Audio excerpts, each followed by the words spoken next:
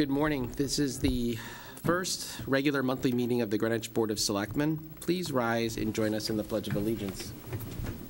I pledge allegiance to the flag of the United States of America and to the republic for which it stands, one nation, under God, indivisible, with liberty and justice for all.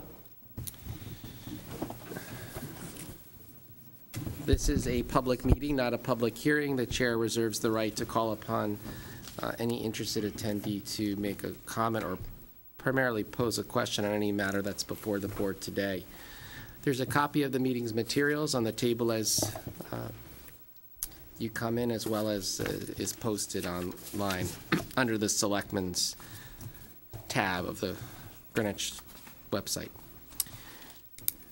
Item number 2 is approval of minutes from the regular meeting that was held on May 30th. If there are any corrections or changes to those minutes, please offer them.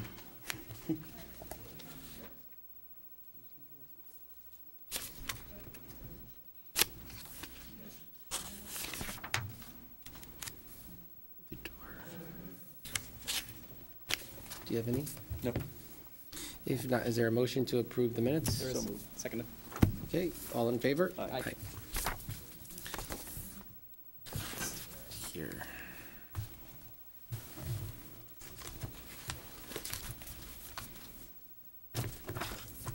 Item number 3 is updates. There are a few since the last meeting date.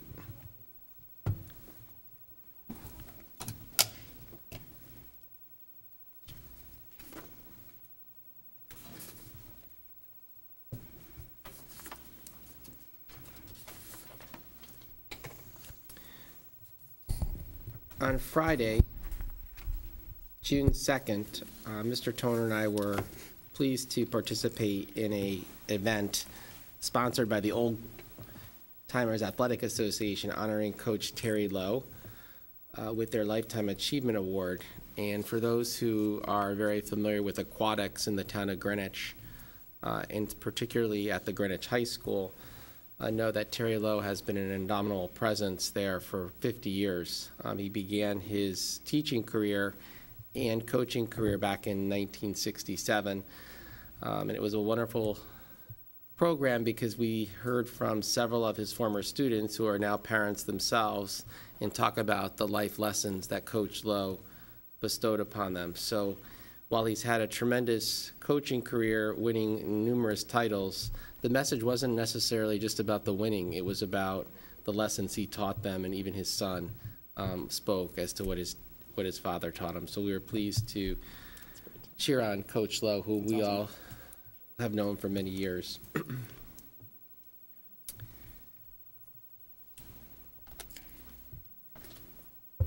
On Tuesday, we held our monthly staff meeting here in the town hall meeting room. Participation of all town departments, those that report into the office of the first selectman, those who don't. We centered a good portion of the time talking with the IT director about changes to the town website and the development of a new platform that really will put the emphasis on the departments to upload the information and maintain and own the information that's on the website. One of the assessments of the website is it becomes a bulletin board for everyone, and they put information, but they're not maintaining that information. So one of the objectives is not only make it for ease of use by citizens in the public, but to also change the whole manner in which it's maintained to clean up and make relevant the information that sits on that. And that would result in also changing from a .org, which we are now. We are www.greenwichct.org. We will be transitioning to a .gov. So that will make us more identify with who we are as an organization. So you'll hear more about that, but that was one of the primary items for presentation at that meeting.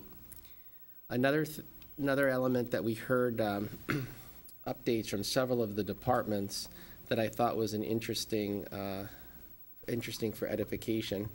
I could just increase the font size of this. I could read it. All the departments go around and give updates. In the area of human services, Dr. Berry shared with us that while we have had tremendous focus over the last several months on the issue of opioid abuse in town, certainly it's a national issue, that working with the Commission on Aging, they're now spending time educating our senior population about the risk exposure to these drugs. We also heard that the Youth Service Bureau is now fully integrated into the Human Services Department, and they're working closely with members of the interagency team to fulfill their objective in helping at-risk youth and certainly continue the work of the Juvenile Review Board. Also, the alternate high school that exists in town has been named. It's called Winrose, so if you hear the name Winrose, know that that's the new name given to the town's alternative high school. We heard from Wetlands that not only are they working on cleaning up older violations and putting those to rest, they are in the process of a mediation with State Superior Court on the whole Post Road Ironworks site development. The issue is before Judge Modelis to mediate, I believe, on June 28th. We heard from the Registrar of Voters that their canvass is winding down. It's done annually. We heard from the schools, and the superintendent shared that he believes the New Lebanon School project has gone through the state process and is left with legislative and governor approval. The work at Western Middle School Field is moving forward, all but slowly. I think the final delineations in fields will reopen for the 2017-18 school year. Enrollment projections, according to the superintendent, they're projected 75 to 100 students more. So buildings are full. Some have more space than others. Clearly noted that they are not in a position whereby we would be closing any of our schools. So important to get that out there. Coming to parks, and that was the one that really brought me to my notes from the updates. This was an interesting statistic. With regard to seasonal passes, last year at this time, I believe this figure was online pass application was at 24,000. This year, it's up to 36,000. So what it's telling us, and shared with the department, is that more and more people are availing themselves to online application, which is a tremendous benefit to all. It cuts down on foot traffic. It cuts down on people getting in their cars, driving down here. And clearly that's a objective for more things from government, is to get it online. So yeah, 24,000 cards were issued. Mr. Chairman, does that mean cards were issued or people visited the park? Cards. So there were 24,000 cards issued by the end of May of 16 and 36,500 in May 17. So that's the primary reason why I brought up all my notes. I shared a little bit more than I. So let's see. One of our longstanding police officers, Detective Jeff Stepien, is retiring with 35 years of service, and 4 new officers are graduating from the academy in the next week. And 1 seat is upcoming in the academy, for which there'll be a ceremony soon to administer the oath. We know Princess Urfe is leaving us at the end of July. She is the Community Development Block Grant Program Administrator, and there will be festivities to honor her 17 years of service here at the town of Greenwich. Really miss her. She's a very kind-hearted, good person. In the Commission on Aging, Lori Contadino shared that 65 individuals have been certified and trained as what is referred to as Dementia Friends. It's a training that provides skills to people to work with those who are developing dementia, forms of senility. They're also waiting on their new proposal from Columbia University on the age-friendly community survey. And they are updating their service directory for seniors, which will be done by an intern. Finally, Bruce Museum, there were nearly 30,000 visitors for the Sisley exhibit. That was the only United States stop for this particular exhibit.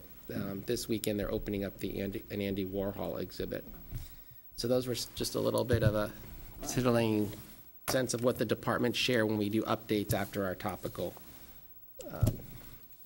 items. A couple of other quick things. The Youth Commission, several of the members are going off to college. They had their own dinner, which I stopped by and presented to those who are call it retiring or moving on with certificates of appreciation for their leadership.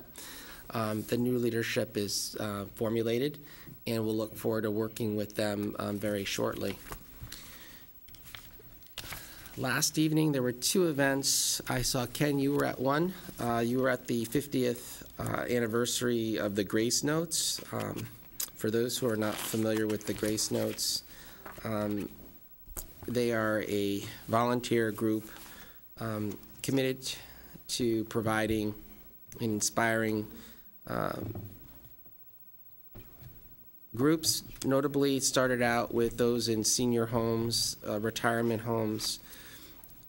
It has transcended into schools and other public venues. Last evening they had a 50th anniversary celebration at Christ Church in their hall. There must have been 300 or 400 people in attendance. Would you say, Ken? They say 250 max, so the fire marshal doesn't know. We on the air? I was It was about 300. yeah. Wow. And it was, what was nice to see is that, so it's 50 years old, many of the original members who established it were on hand. So you had a broad age spectrum in attendance. Wonderful event. Then went over to an event over in Darien that was put on by Liberation Programs. It was their annual Spirit of Hope Awards.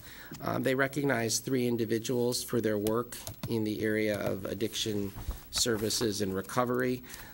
Most notably, they did rename the award that they presented for the last 10 years in honor of Ginny and Lou Bantle, who were very instrumental in establishing programs to support addiction, not just here in southwestern Fairfield County, but internationally, in St. Petersburg, Russia, and in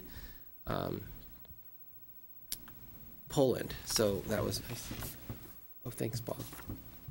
This is Paula Belmont. She is our retiring staff assistant after 36 years. She is she has served you've served 11 first selectmen, but boards of selectmen. Yes. 9? See, she's always got the facts, but we're going to miss. And you're letting her go? We're trying to keep her. She's running away from us. Although she'll be back 15 hours a week to support this motley crew here. Yeah. So you know where to find her. What she provided to me was the names of the young people who actually are graduating, which I did want to read. Alex Schnur, William Chen, Rihanna Greenbaum, Mia Nixon, Tatiana Lieberman, Courtney Smith, Max Kilberg, and Molly Kolb. So those are the 8 Youth Commission members that are graduating and who provided great service. I'm very happy that they are off to bigger and brighter future. Coming back to Liberation, I just wanted to acknowledge one of our residents, Allison Icy France, was presented with the Community Leader Award for her lifetime of service in the area of addiction recovery support and education. Icy has worked not only with Liberation, but she's worked within several organizations within the town of Greenwich, notably at Greenwich Academy. She was instrumental in working with the Bantles for the Alcohol Education and Training Institute, which, again, as I mentioned, established centers in Russia and Poland to provide treatment for those who were afflicted with alcohol addiction. It was a tremendously uplifting evening. We particularly are very thankful to Liberation programs here in the town of Greenwich. They provide 2 locations, one at Greenwich High School and one at the YMCA, which provide the necessary treatment and intervention for those who are struggling with such an affliction. So again, congratulations to ICEY, and thank you to Liberation for their work here in Greenwich with the opioid addiction issue as well, which they provided to us a free assessment and survey of our community. In conclusion, I would just say what I've said before about this, and it's important, I think all of us continue to emphasize this, that there's no shame in addiction. We need to make sure that people who are struggling, who are afflicted, are given the support in acknowledgement that there's no shame in it and that there are people who are here to help so that we can continue to save lives and not have people hide in the shadows of addiction. So very, very important. Well said.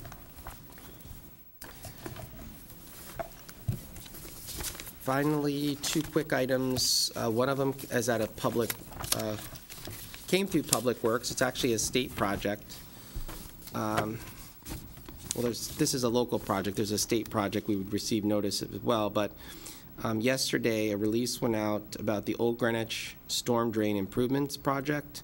The Town of Greenwich Department of Public Works Engineering Division will be commencing on a drainage system improvement project in and around downtown Old Greenwich. The project involves the installation of storm drain structures and pipes on Park Avenue, portions of Sound Beach Avenue, Arcadia Road, Lockwood Avenue, Highview Avenue, in the vicinity of the Old Greenwich School and on school property. The company, or the contractor, Grasso Companies, LLC, Norwalk, will be working between 7 a.m. to 6 p.m. Monday through Friday, beginning on Thursday, June 22nd, and will start construction on the school property, installing pipe working towards Sound Beach Avenue. The proposed construction is anticipated to last approximately 12 months, with pipe installation between summer 2017 and spring 2018, and final restoration occurring in the spring-summer of 2018. All dates are dependent on the weather and any unforeseen complications. In addition to drainage installation, various catch basins and manholes will be installed. Curbing and sidewalk will be replaced in several locations.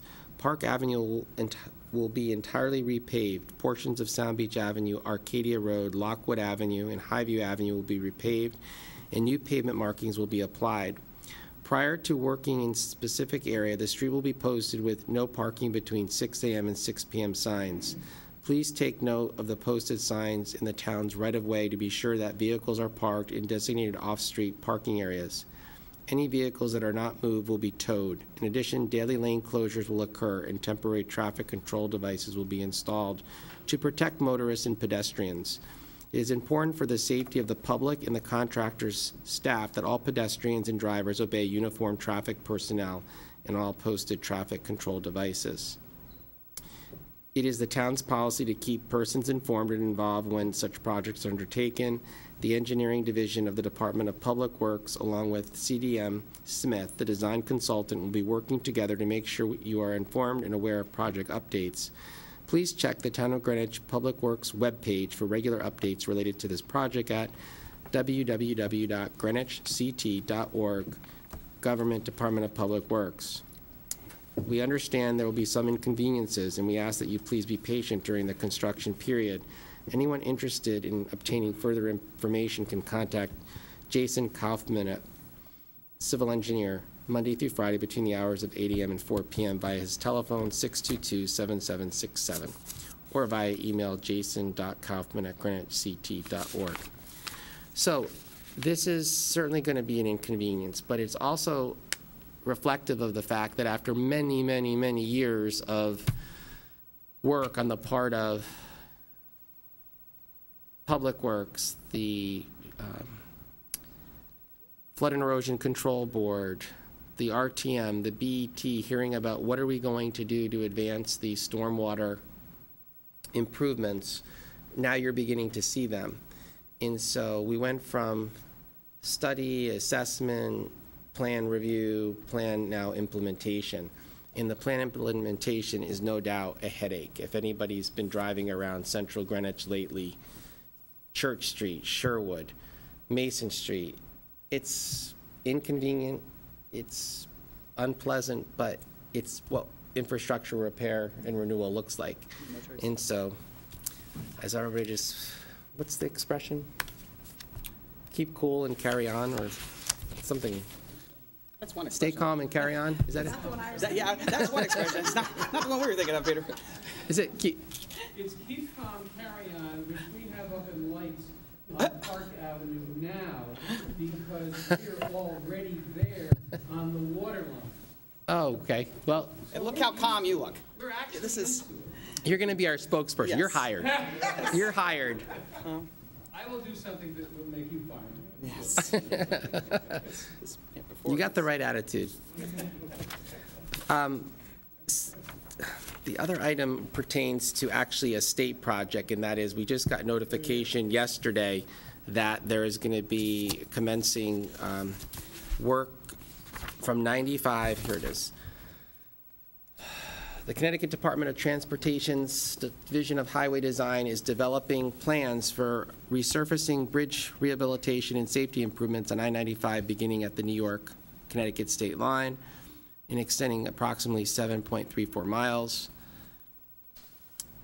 They're going to be dealing with median barrier rehabilitation and reconstruction, drainage improvements, replacement of the existing illumination system, and the installation of new weigh-in motion equipment. Actually, I'm just quickly perusing this since it came in a day or two ago, but this is a project that will not begin for some time, but it's projected to be completed in the fall of 2020. So they're planning this, but it was sent as an initial notification, and Ken, if you'd like, you could take this if you want to do a story on it, and you could shoot it back to me. And then finally, graduation is scheduled for Tuesday, June 20th at 6:30 p.m. We have been invited to participate in the processional. If it were to rain, there'll be 2 separate ceremonies held in the Performing Arts Center. One will begin at 4 p.m. The second will begin at 7:15 p.m. So congratulations to all the graduates, and we have one right here, and our intern. Congratulations, and thank you for being part of our office team for the last several weeks. I appreciate all the work that you've done in researching and providing information to me and other members of our team. Yes. Thank you. Tell you, we've got a bright future. If you look at the kids today, they're tremendous. They're amazingly skilled, technologically advanced, and just very impressive. That completes updates. Under item number 4, old business, we are recertifying and validating the actions that we took at our board meeting on May 30th. I believe this was a result of that we changed the date that was posted. We sent the item to the website. It was not put on the website. Because it was not put on the website and it was a regular meeting changed to a new date, we believe that it'd be best to recertify the items on this agenda. So, Mr. Fox, thank you for your wise counsel. So we just need a motion to recertify and validate the actions at the meeting on May 30th. So moved.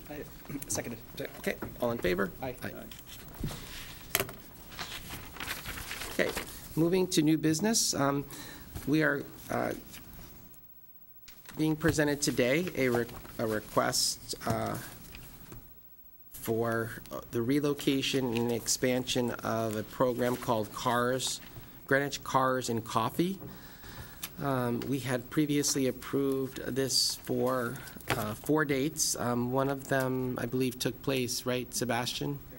April. Since that time, there's been experience with it, working out the kinks, and it's been suggested and recommended that it be relocated further south on Greenwich Avenue. So with us today, we have Sebastian Dotzman, who has been the lead organizer for this. And Sebastian, if you want to, you can just share with us your thoughts. We had gotten feedback from several people about concerns. I believe those have been addressed in what you're proposing today. And anything that you'd like to add is welcome. So we had a successful first Greenwich Cars and Coffee on April 30th, which was located at the top of the avenue between Amadrone Crossway and Lewis Street. And after meeting with the police department and the first selectman and Parks and Rec, it was decided that it'd be best to move the event further south from East or Elm Street all the way to Havemeyer, which doubles our capacity in spectators and cars we're able to park. So we're here today looking for the approval to relocate that to that block for the remaining 3 events this year. Okay. Did we work at wasn't the church, the St. Mary's, one of the church? Did we hear from them? Yeah, one of Is everything? the Right? Selectman Marzullo points out, one of the folks we heard from was the Reverend at St. Mary's Church, and the challenges that several of the parishioners had attending the service. Ideally, we want to mitigate any impact to those folks, particularly, as mentioned, several of them are older and require closer proximity to walk and so forth. So we would envision that this would address that by moving it south. Yeah, one of the goals by moving it is to eliminate any traffic north of Elm Street, which is where the church is located. So next weekend, right? Yep, Father's Day. Father's Day. Well, Thank you. you're welcome. So any further comment? Is there a motion to approve the revised relocation or the relocation and expansion request? There is. It's been moved by Mr. Mazzullo. Is there a second? All in favor? Aye.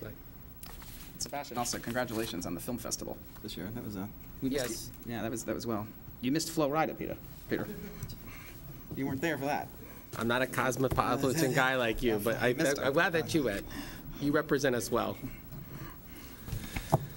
Let's see. Okay, the next item is a request for road closure and detour due to construction of a new water pump station.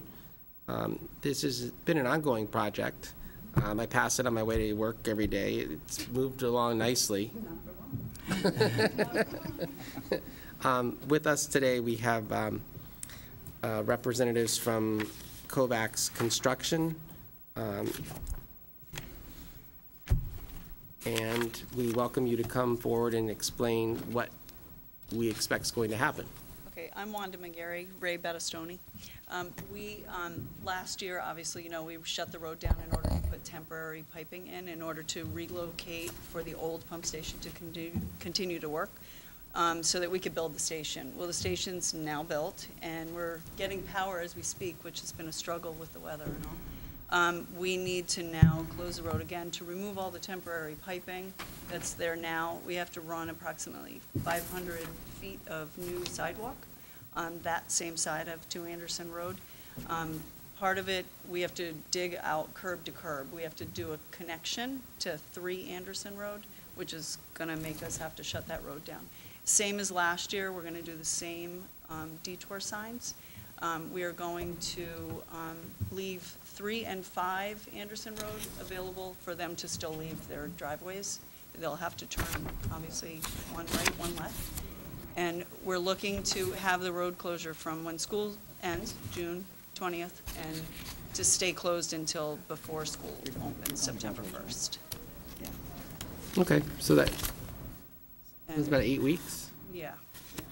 And we're hoping to get it done sooner, but, we also have to do some test pits further down towards East Elm in order to find out if there's restraints on the piping going towards East Elm, and if there isn't any, we have to put them on.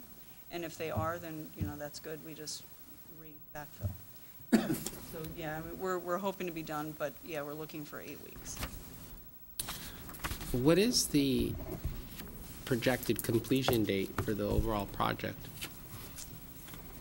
We we're supposed to be done by the end of September. There might be landscaping and that kind of stuff to be finished, and punch list items and just final closeout of the project. But it's basically ready to run right now. And other than, some final connections of piping. Just out of curiosity, were you involved in the similar project that was done down in the Glenville section with this? We did Ridge Avenue, Oh, and there was another one, it's been a while. I mean, we've done most of your wastewater pump stations. okay. And we're actually starting 3 more. Oh, great. Okay. Thank you.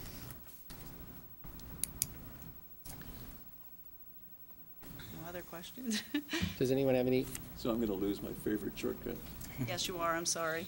Great weeks. Yeah, and we are going to put in another sign at Route 1. Hopefully that will alleviate some other people coming down to have to turn around at Mallard. But otherwise, the detour will be the same as last year. Great. Thank you very much. Thanks.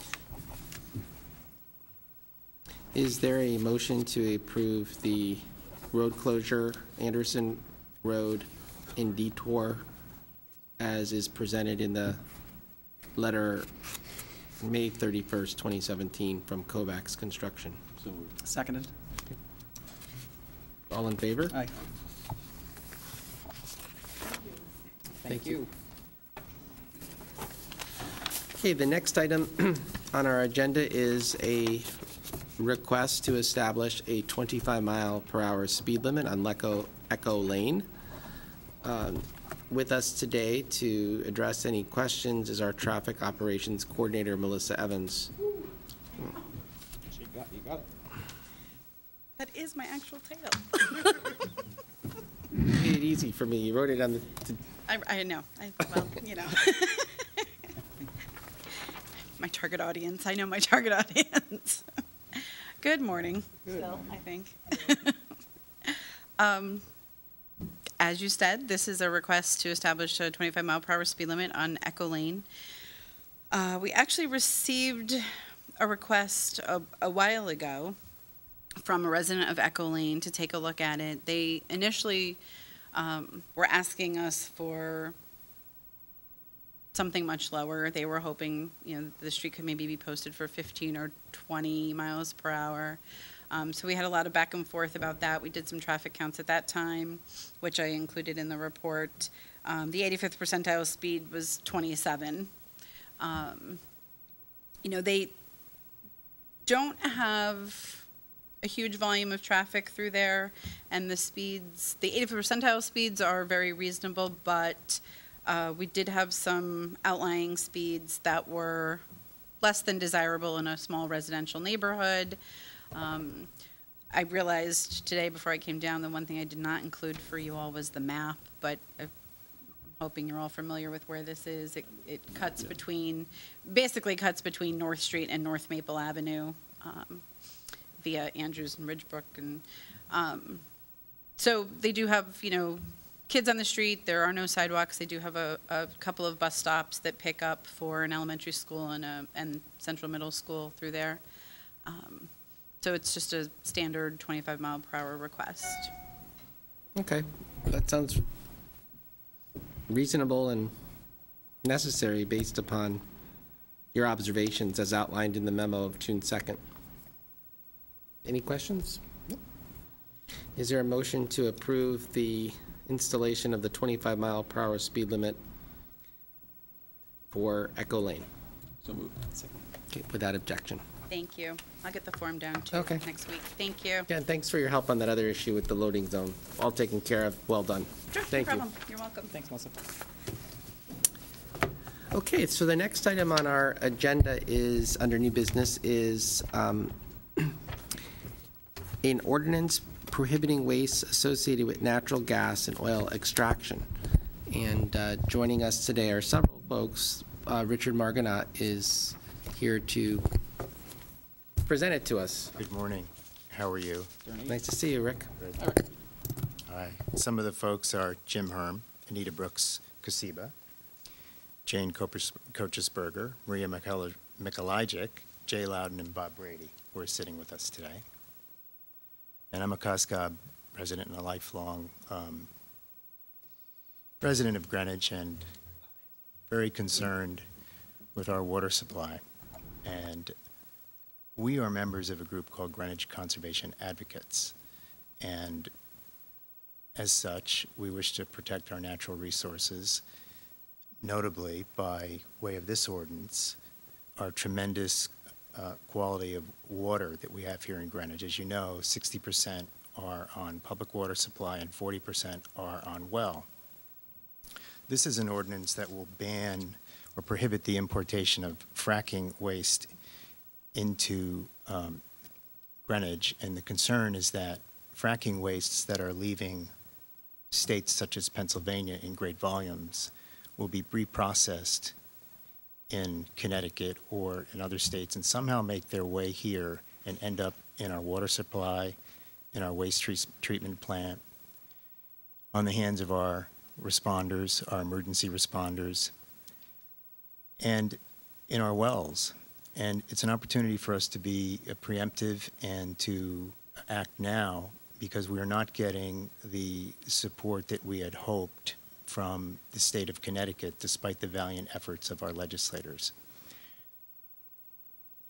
As late as, why is that? Because House Bill 6329, which would have banned the importation of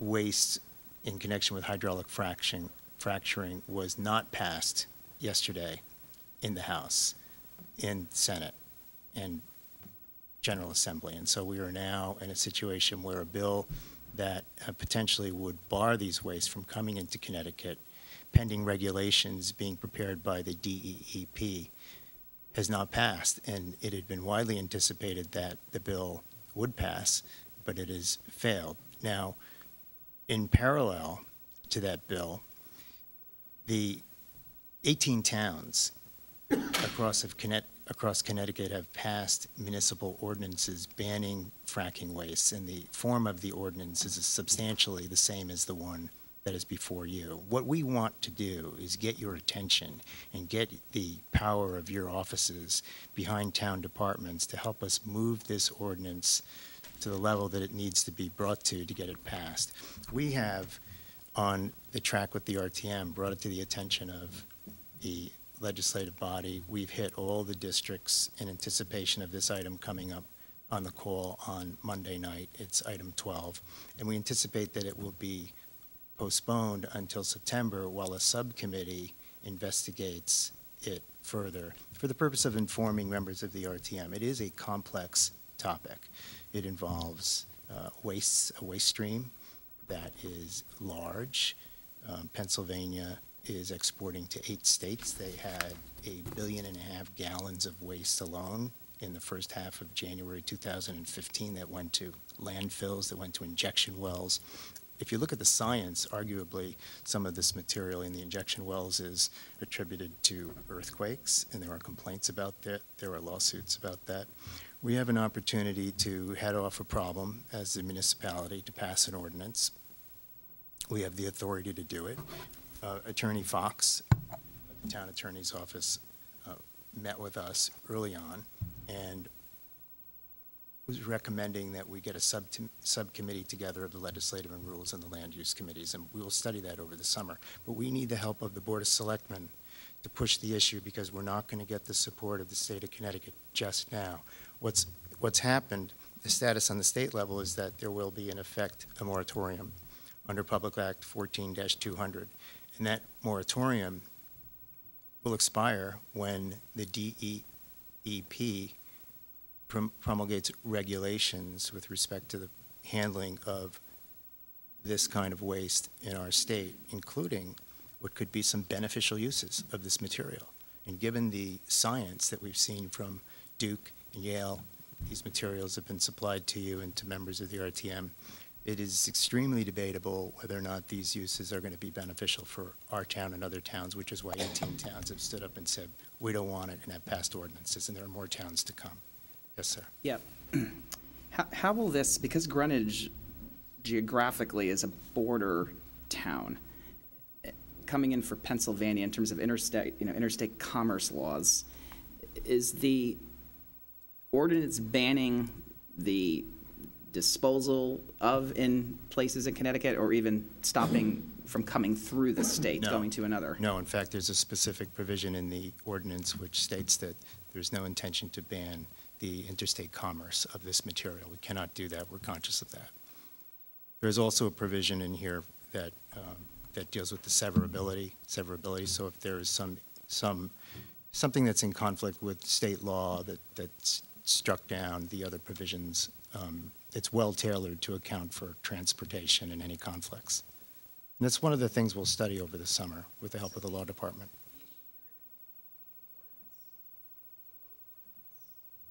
Well, the prohibitions. No, but the proposed ordinance is specifically for what we're concerned, we're concerned that this waste will be used, or are we concerned about if it accidentally spills? What's the concern? Concerned that the waste will be used in some product. And do we know it's not in Greenwich correct? It's currently? It's not in Greenwich currently, as we know, Okay.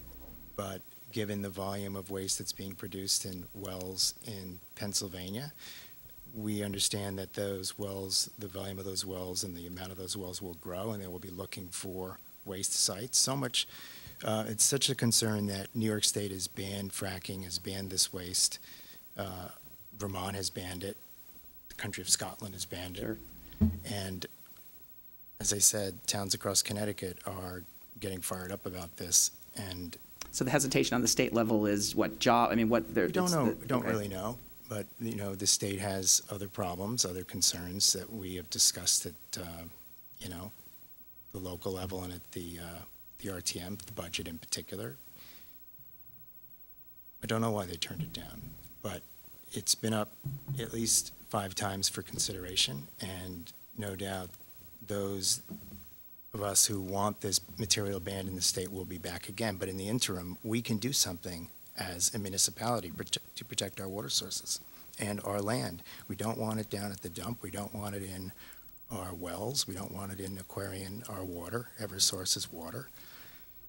So we have an opportunity, and we need the Board of Selectmen to alert the departments, Public Work, Conservation, to work with us and work with the subcommittee that is in the process of being established. We think it's very important to alert you because it's coming at you from the RTM track, and not to alert you to it would be unfair. And we need the force of your department to help it along. From a process point of view, it doesn't, with an ordinance, it doesn't originate with us. The Typically, Yeah, the ordinances it's ordered, originate here. I think Mr. Fox has worked through a process whereby he tries to get the legislative and rules informed earlier so that we don't front-end it and spend all the time, and then the legislative rules says, gee, what's happened? We're not for this, and we've had some unfortunate experiences. But I think this has been presented nicely in that it's sort of on dual tracks. So you've got the RTM well-informed, and now, there's only 3 of us, so it's easy. It's like, you could have 2-on-1 lobbying here if I counted correctly, which is good. But I think there are tremendous merits to the initiative. I was trying to follow the legislative history because I had an opportunity yesterday to have a gathering with several chief elected officials, and I was asking them about this. One of the fellows is a legislator, and he was saying, well, I think he was in the House, but it's clear do we know why the Senate didn't pass it, or do we have any indication? This news just came in today. It's news just of its non-passing came in today, so. But I was, maybe perhaps someone could enlighten us on, I'm just curious what happened at the Senate. I think it wasn't, that they didn't vote on it, it just died at the Senate because, what I understand is there were 4,000 bills that were introduced this year, and because they were working on the budget for such a long time, they didn't get to actually even vote on it. Right, now they're revisiting the budget.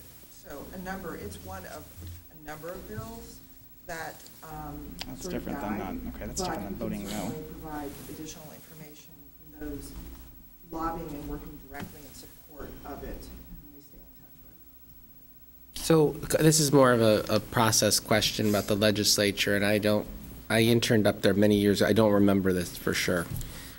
When they reconvene, they're just going to reconvene on the budget, or Yes. can they also address these things, some of these things as well, or is it just exclusively the budget? Is that what it is? Currently understand is Yeah. just the budget. I think that's an accurate description of what that special session is. So essentially this, It's not, then, it's not a rule, though. They could visit other things, but they historically just don't. Yeah, yeah. so this, when you say this is basically dead for this session? Is that's what, yeah, I'd just like to point out. sure. that You could come up so we could hear you. We could hear you, but the people listening can't. I'm not a legislative follower, but the brief history of this proposal is that it's died for lack of oxygen about 3 times over the last 5 or 6 years. This is not the first time this has happened to this proposal. It's as simple as that. But at each stage where it has been put forward, I think, my understanding is that it's received greater support.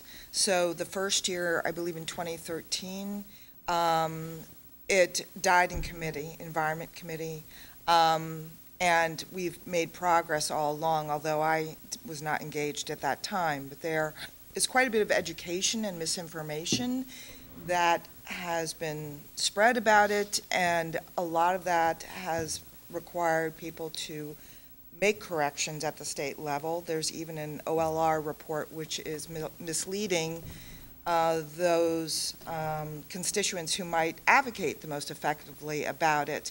And so even here locally, we've had to do work this year to better understand the differences between the ordinance and the state legislation while we were supporting the state legislation.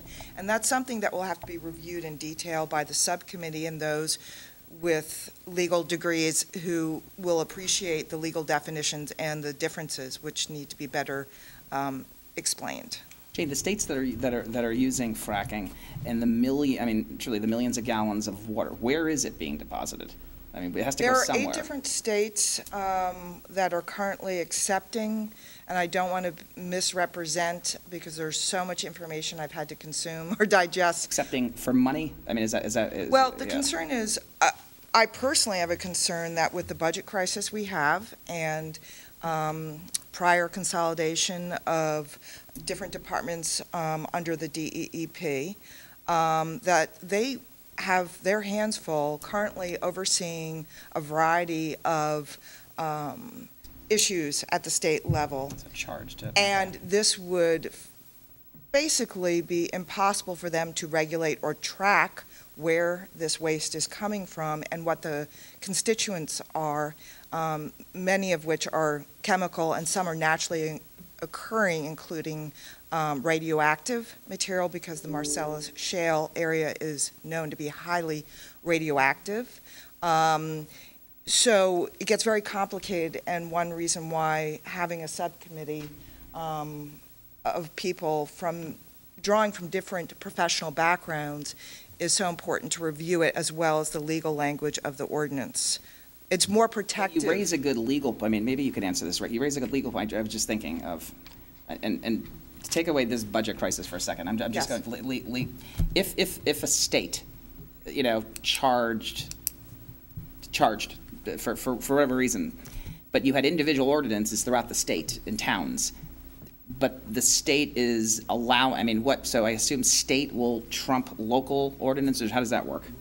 Well, my reading of it is that Okay. under Title 7-148, we can pass an ordinance, and despite some determination later on that the DEP may find that some of this material can be used for a beneficial use, we can still, through this ordinance, keep it out of our water supply and out of our facilities. I believe that's possible. So if every town, if every town adopted the ordinance, so. Then the market would be. No, but much meaning limited the for it. state said, but the governor, whoever it is, independent of politics here for a second, but said we want to, whatever, that means he couldn't or she couldn't? If you had a governor or a legislator that wanted to make extra money, but you had every town saying no, so what happens? Well, I suppose the material could go to those towns that would accept it.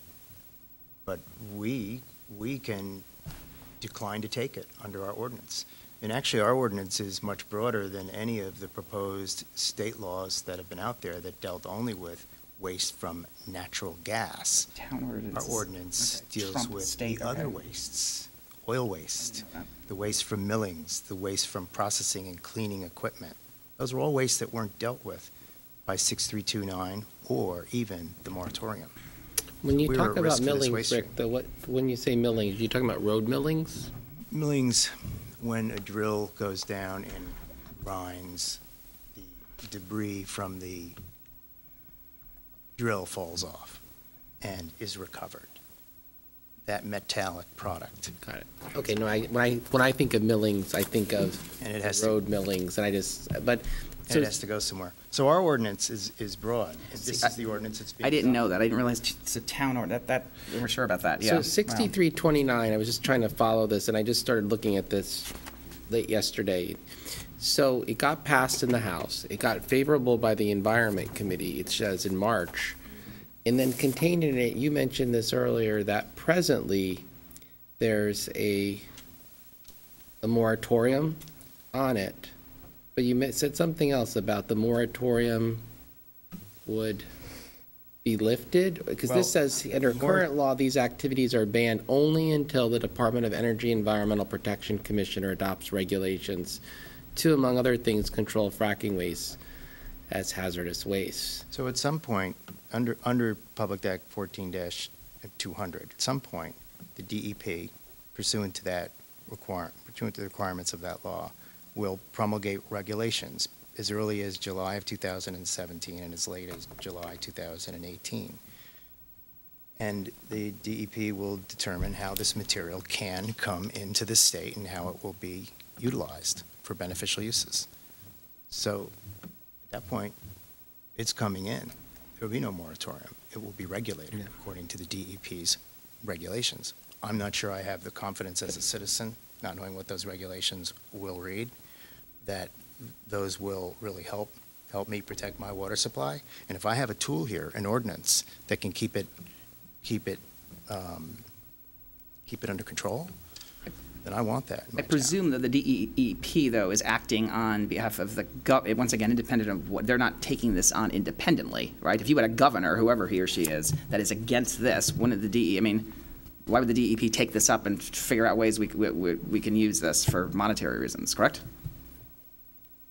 I mean, Good seeing.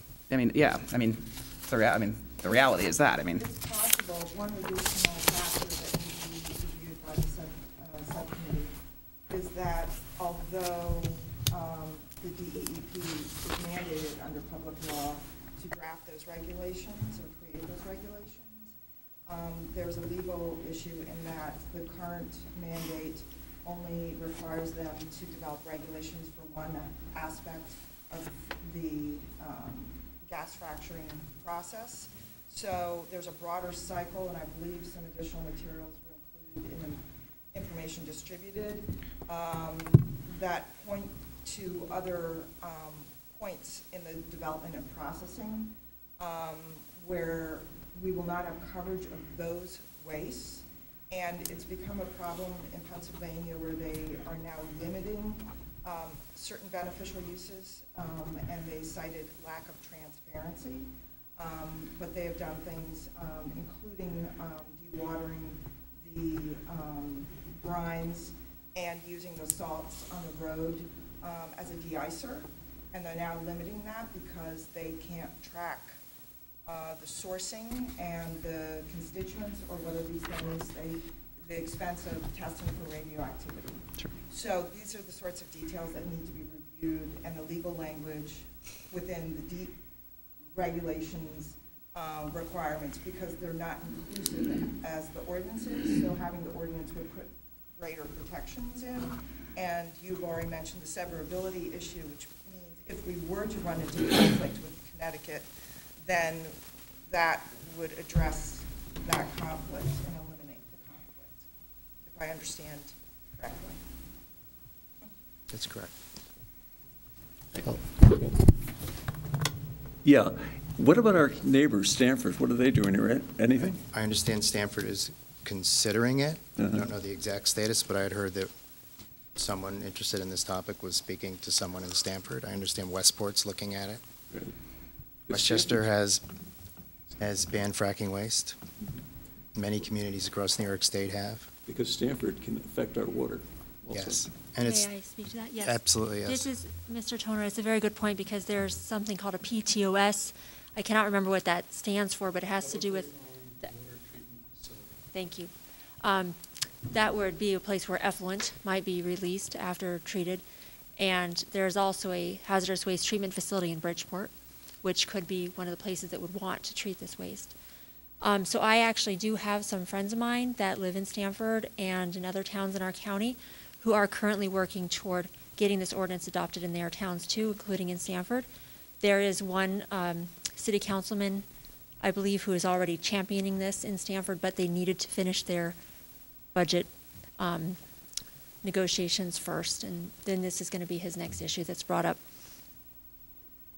Thank you. That's very helpful. That is helpful, thank you. So this is tremendously informative, and thank you for bringing it up. In terms of getting the departments to support the work of the subgroup, I think it should go without saying they should provide whatever resources that they can to have the issue brought forward in a proper manner. I mean, I can't imagine they wouldn't want to provide the information. Frankly, I'm impressed with the level of information that you've brought forward. In many ways, you're educating not only us and the public, but probably the people in the departments as well. So it's really a collaborative effort. And I think the approach of having the RTM spearhead the committee is a good one, because ultimately they have to grant approval to it. So today, I mean, I will embrace your efforts. Yeah, well, it ultimately will have to come before us. I think I looked at today as really initial presentation and gaining support to go forward and endorse that effort. So that's how I certainly endorse it. I think the board endorses that process. Thank you. Thank you all. And I would say, I think just, this is an important issue, but I just think in terms of understanding the nature of what your organization is about, I think the whole platform of educating people is critical, and we often don't get that to this degree. You know, a lot of times issues are often presented in a very simplistic manner and not with the detail that you've presented it, and I think that it's a good sign. I hope others follow. It's helpful to us. Yeah, put that in motion. Yeah, this is good. You know, we're all in this world where everything gets flashed before us, and people make judgments on topics before they even fully understand it. And that's my point. I think this is a very complex subject, just understanding what the distinction is between what the state has out there, what they're proposing, what the ordinance here would do. I mean, it's something that requires a lot of listening and paying attention before judging. So thank you very much. Oh, Ken, did you have a? I did the process now to follow. You're going to wait and act until the RTM acts before you think? Well, I think, I'm going to say, I think what we're saying is Something for us to act on. there's nothing specific. If we act on something that's not in its final form, or not in, then the RTM's working to put together something together that satisfies what they believe. We'd rather be concurrent or congruent with them. So for ease of administration, I think we're saying we endorse an ordinance being developed. We encourage and expect the departments to support the effort, and we're going to look forward to what the RTM presents. I mean, I don't know if we're ex officio of RTM. I suppose we could independently attend those meetings, or we could ask if one of our members could be part of it. And we could draw straws who wants to be the member, because if two of us show up, then it's a meeting of our group. So, I mean, anyway. Yes, sir. What's the mechanism with the Board of Selectmen for conveying that endorsement? You know what, Mr. Chairman, I was going to ask you a similar question through you. If for some reason, Bob's here, the RTM, a couple of them didn't want to get it out of committee, could we then bring it to, I mean, Yeah, we could do that too. I mean, that was just asking. I for the think what we could process. do in terms of more formal, we can make a motion today saying we endorse the concept of establishing an ordinance to address this and then communicate that in writing to, I would presume it'd be the moderator, and then also include in that the second piece, which is the cooperation departments in supporting the effort of drafting the ordinance. And the departments I presume would be involved are, of course, legal. I know conservation opined on it. They didn't say they were not for it, but what I read was they basically said, well, we're working on something else, but naturally they're going to support it. I mean, Public Works, I can't imagine they wouldn't. So unless there's someone I'm missing in that. Health? Health. Yeah. Yeah, health. Bob, I'm sorry. Two comments. Sure. Number one, I was at that joint meeting, and Attorney Fox made an excellent suggestion of including in the workings of that joint committee a representative of the Public Works Department, as well as, I think the phrase was, the executive management of environmental commissions and boards and agencies who would be able to make a positive contribution to their work. And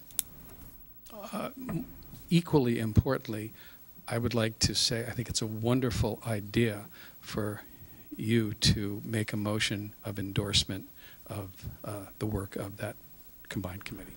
So I think it's a good idea. And thank you for suggesting it. Thank You mentioned the first group. I'm just writing. You said something exactly. Public Works. Okay, so DPW conservation. Well, I'm just kind of quoting what Wayne, That makes sense. attorney, suggested, and it was a suggestion. The suggestion, of course, the primary suggestion was the creation and convening of this combined committee to work over the summer. And then, in the course of making those remarks, he also suggested that the breadth of that committee could include and should include the input from Department of Public Works. And then I believe I'm accurate when I describe his words as the executive management of agencies associated with environmental responsibilities. I think that may be taking some liberties with the exact language, but I think that conveys essentially what he said. Thank you, that's helpful. Thank you. So I'm writing this down to sort of formulate. Sure. And I don't think he meant to limit the input. I don't think he was making a laundry list of only those elements who ought to have access to this committee's work. I think he was demonstrating more than delineating what the breadth of input could be. And to that end, on behalf of Greenwich Conservation Advocates, you'll find no reticence on our part of finding people and connecting them so that they can make presentations as are requested or are felt would be valuable to the work of this joint committee over the summer. We are in many cases an outgrowth of a local outgrowth of a larger movement to become much more well-educated on the potential perils of the material that I think everyone is a little concerned is simply so overburdening the state of Pennsylvania that they really need to seek outlets for this material. And I would like to point one thing out that has been pointed out over and over again. For whatever reason, the EPA has only barred this material in whatever its forms are from processing by standard waste treatment plants. They've made that illegal, but they have not designated this material as hazardous or toxic waste. There is no designation. If there were, the chain of custody of handling this material would be in a completely different league. But for reasons that you and I might privately speculate, that designation as hazardous waste, which I think is a very, very important omission, has not occurred. Thank you. Thank you. Thank you. Bob, did you have something? Only that if you were to report your endorsement on Monday night RTM, when the sign comes up, that would be useful. Okay, we will. Easy way to do it. In case they don't see the movie, they won't read the minutes. Okay, we'll do that. We'll and also use. I'm just writing what we're gonna. So the Board of Selectmen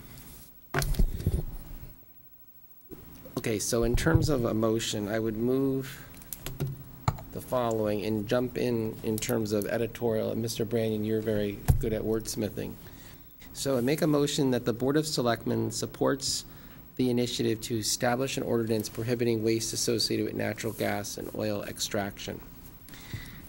And we direct the executive management of the Department of Public Works, Conservation, Inland Wetlands and Watercourses, and Health to, We could say it's the sense of this board that we, like, are we sending a sense of the meeting? Is that what we're doing? Like an endorsement or a sense of the meeting? essentially. I mean, or. No, you're right. I It's mean, essentially. No, I mean, it's up to you, but I'm just No, saying. I would say that's right. So, Wow, motion, get that on record. But that's very good. I'm kidding. That was a joke. That was a joke. Gee, he was about to say it's a joke. We're doing good here. We're doing good. no, but we've done it before. I mean, so whether you call it a sense of the board, it is that. It is the sense of the board today. We're asking, so,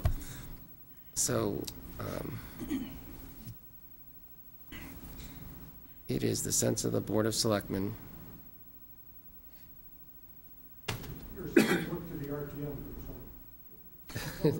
to establish an ordinance and direct request the executive management of the Department of Public Works, Conservation, Wetlands, and Health be supportive of such endeavor. That's good. Something. Kathy, ultimately, you're the person that makes everything right. I mean, as the scribe. Okay, so I made the motion. Is there a second? Second. Discussion? All those in favor? Aye. Aye. And again, thank you Thank you all. for your, Rick, thank you, Rick. Thank you. Thank you, guys. and just in terms of the legislative, I saw that Representative Florin signed on as one of the co-sponsors of the bill. I mean, obviously what we're going to be doing is public. We'll transmit this to our delegation to show our interest that this continue to be pursued at a state. Oh, and Fred as well, okay. Cool. Honestly, I don't think it was lack of support for the bill It just never made it, right? 6329. I think when it got to be 7, 8, 9 o'clock, The clock ran out? Sure. well, the clock was running out, and there was an ongoing dispute as to Probably. what the budget would look like and who would, and what would prevail in it. And Which is an important distinction. So Oh, it's not like it came before and it voted down. They just never got to it. That's correct. I think the Yeah. notion should be dismissed Yeah. that this bill does not have support. Yeah. But Well it taken. was hardly the only bill Yeah, I know. that was susceptible to a lack of oxygen, is the phrase I like to use, because the budget-making The lawyer's on record of challenges just simply overtook the that's a- parliamentary process. That's a good point to accentuate. Yeah, because the votes were like almost It unanimous. was 11-0 in favor coming out of Environment Committee, which is a joint committee, by the way. Yeah. It's not it's not a House committee. It's a joint committee of senators. And Malloy and I Yeah. disagree on this. okay, Great, thanks. Malloy is trying to. thank you very much. You're welcome.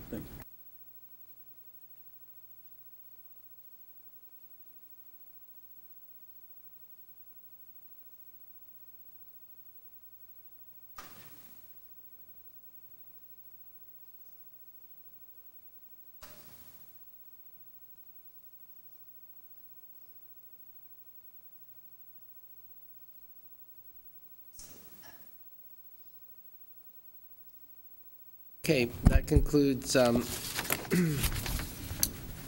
new business. Under appointments and nominations, there is an entity called the Area 9 Cable Council. I believe we received a letter of resignation from one of our delegates. It's not something that we easily find people to represent Greenwich on, but it is an integral part of supporting public television and community access. So anyone listening, if they would like to serve on this regional cable council, please get in touch with the Selectman's office at 203-622-7710.